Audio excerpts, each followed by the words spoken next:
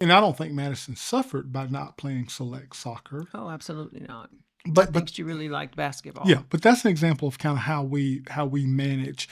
You talk about couples need to learn to recognize emotional burnout and create rhythms of rest, replenishment, and safe emotional space. You want to add anything to that? No, that's pretty clear. That's Okay. pretty clear. Okay. Pretty clear. Lack of, oh my gosh, one of my favorites. Lack of intentional time together. Go. Go. What do you want to say? So love doesn't sustain itself. It must be nurtured. I thought all we needed was love. That's what they say. That's what the All song you said. need is love. That's what the song said. No. Okay. It has to be nurtured. When a couple stop carving out time for each other, connection weakens. Time together often becomes task focus. Well, we need to talk about a bill, or we need to talk about the kids, or something like that, instead of heart focused. I call it heart focused. Gotcha. Yeah. So there's no regular date nights, or so if you're sitting out there with the parents of young children, or maybe not so young children, and a lot of this has resonated with you, some questions you might want to ask. When's the last time we had regular date night? Or just private Or time just some together. private time together? Yeah. What about being physically fit together? Some people are physically fit together, but emotionally distant. So, spending time, gaming on your phones. Hey, it's my favorite time of the year. It's fall. It's college football season. I know it. Which And like I say, that's just a season. But even then, you can invite each other to be together. Here's something else you talk about that I want us to go a little bit deeper. Couples who prioritize everything, kids, work, ministry, except us. Then later, I'm sure you've seen this, the kids are grown and gone. Now it's just us, but we crumble apart because we built our whole thing around the kids. Talk about that a little bit. Yeah, I've seen that many times, where everything is focused in on the kids, and then the relationship was not. What did the couple think they were doing? They thought they were doing the right thing? Well, like I say, once again, the fear was driving. I think fear was driving, and fear was saying, the kids need this, the kids need that, they need to be able to keep up and whatever, versus this is good for the kids, let's go for it, but we also have to have time for ourselves. And once again, like I say, it really does help the kids if they see that division there. When I say division with this is important as well. You are important, yes, children. However, me and the husband, the partnership is important as well. Got you. So 3 challenges: division of labor, emotional exhaustion, and lack of intentional time. Those are not signs of failure. They're invitations to realign, reconnect, and reprioritize the relationship. Yes. I used to tell a couple when they come, I would say, I'm glad you're here. I'm sorry you had to come, but I'm glad you're here, because this gives you an opportunity to make life so much better. So let's look at those things. So yes, just as you said, let's realign, reconnect, reprioritize this relationship. So I don't know if this is what you were saying, but it's almost like when a couple comes in for therapy, it's like, unfortunately, they're being forced at this point, but it's like they're taking time just for them at that point. They are, and that's why I thank them. I'm glad you're here. Yeah. Okay. Let's talk about some strengthening strategies. So here's some things we can do to protect the couple bond, intimacy, while parenting. In other words, how can we keep the home fires burning while dealing with, 2, 3, 4, or one child? You suggest couples schedule regular check-ins that have nothing to do with the kids. Oh, absolutely. What does that look like? Hey, Teresa, tell me, walk me through it. Well, I would just say, just checking in. You could just checking on on each other. It could be something at work. It could be something just with really the individual themselves. So instead You of could be like dealing with something, I talking to someone. call you, Teresa, what's going on with the kids? How are the kids doing? I call you, how How are are you doing? you doing? Yes.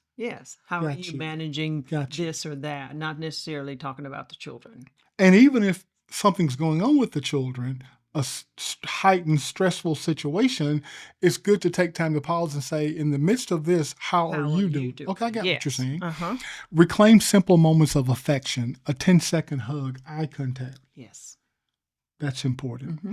Plan monthly date nights or couch dates after bedtime. Speaking of bedtime, Mm-hmm. this is another potentially problematic situation.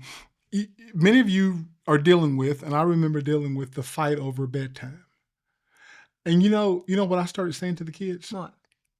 Daddy, I'm not sleepy. I don't want to go to bed. So this was a role reversal. Yeah, see, but I'm sleepy and I want to go to bed. That's why you're going to bed. I like that. And the whole thing I was, remember that too. this was kind of how we rolled at our house. This ain't about you. I had so many little sayings I would say to the kids. Now these are as they got older, right? Yeah. So you don't like I my didn't like you don't that. my sayings. No, I didn't. But hey, one of my sayings was, But I did like when you say, "Well, I'm sleepy." That one. one of my sayings was, now this was not little small kids. These were like teenager kids. Hey guys, you living with me. I ain't living with you. My name You're saying on it. This my name on the mailbox. my name on the mailbox, not yours. These were constant little sayings. I mean, I tried to constantly reinforce, as much as we did for our kids. I tried to constantly reinforce, this ain't just all about you. Right. Okay, so we talk about sharing parenting responsibility to prevent one partner from being overwhelmed. We already talked about praying regularly together. We time versus me time, finding the right balance. Okay, Teresa, help me with that. Okay, so we time. So, I think it's so important that we as a couple have our time. That's an intentional time. We have quality time spending just time together in which fosters what all the things that we've talked about, the connection, Emotional intimacy. Yes, all of that. So it fosters that. But it's also good to have that personal time, me time, where you have your personal space, you have some rest time, you have your own kind of hobbies and things you do, just some solitude time or whatever. All of that is important for your own personal growth. So I think me time, we time, and me time are very important. And, Okay. and just like I've told couples also, it's good for you guys to be together as couples. It's also good for him to be with the guys. It's also good for her to be with the ladies or girls. And